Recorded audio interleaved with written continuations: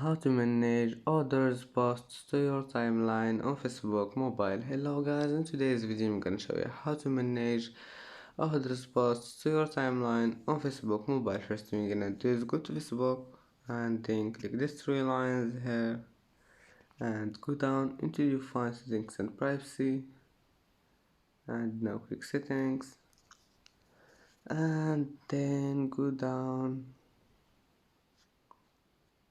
click this one, activity log, and then click here interactions, and here you will find this one, others posts to your timeline. Just click on it, and that's it for today's video. Here you can manage others posts to your timeline, and if you like this video, don't forget like, and see you in the next video.